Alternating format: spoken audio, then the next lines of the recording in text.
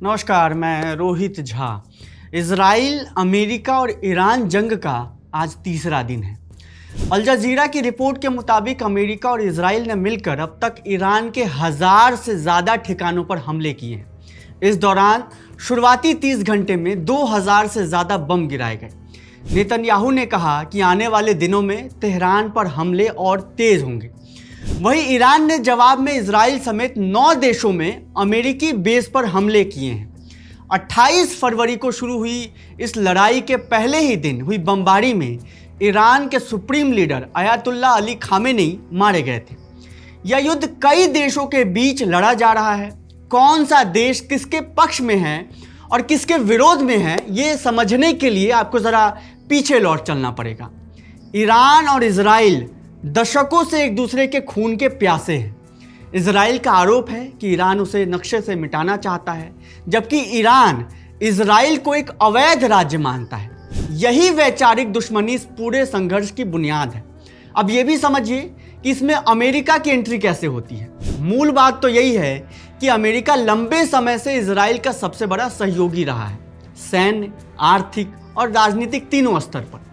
America इस युद्ध में कूदने का सबसे बड़ा कारण ईरान के न्यूक्लियर प्रोग्राम को बताता है। उसका मानना है कि अगर ईरान परमाणु हथियार बना लेता है तो पूरे मिडिल ईस्ट की ताकत का संतुलन बिगड़ जाएगा। 2015 में ईरान और पश्चिमी देशों के बीच एक न्यूक्लियर समझौता हुआ था, लेकिन 2018 में अमेरिका इससे बाहर निकल गया। इसके बाद ईरान पर कड़े प्रतिबंध लगे और ईरान ने भी धीरे धीरे न्यूक्लियर कार्यक्रम को आगे बढ़ाया। मूल बात यही है कि अमेरिका ये कभी नहीं चाहता कि ईरान एक परमाणु हथियार संपन्न देश बने। इसके अलावा ईरान लेबनान, सीरिया, इराक और गजा में कुछ गुटों को समर्थन देता आया है और इजराइल उन्हें अपने लिए सीधा खतरा मानता है और समय समय पर इन पर हमले करता रहा है। जैसे जैसे गजा और आसपास के इलाकों में हालात बिगड़े, वैसे वैसे ईरान, इजराइल और अमेरिका के बीच तनाव भी बढ़ता गया। बहुत संभव है कि ये युद्ध अब कई हफ्तों तक जारी रहे, जो कि महीनों में भी तब्दील हो सकती है। इस युद्ध के शुरू होने के पहले भारत के प्रधानमंत्री इजराइल के खेमे में जाकर खड़े हो गए, मगर इस बात को लेकर अभी तक कोई भी स्पष्ट स्थिति नहीं है कि खाड़ी देशों में जो लाखों भारतीय काम करते हैं उनका क्या होगा।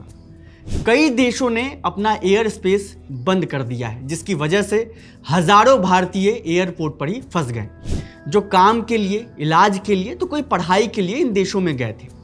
देश अपनी ज़्यादातर तेल की ज़रूरतें मिडिल ईस्ट से पूरी करता है। अगर यह युद्ध लंबा चलता है तो निश्चित तौर पर कच्चा तेल महंगा होगा और महंगाई बेतहाशा बढ़ने लगेगी, जिसका असर सीधे आपकी जेब से जुड़ा है। केरल, यूपी, बिहार जैसे राज्यों से बड़ी संख्या में लोग इन खाड़ी देशों में नौकरी करते हैं ताकि अपने घर पर पैसे भेज सकें।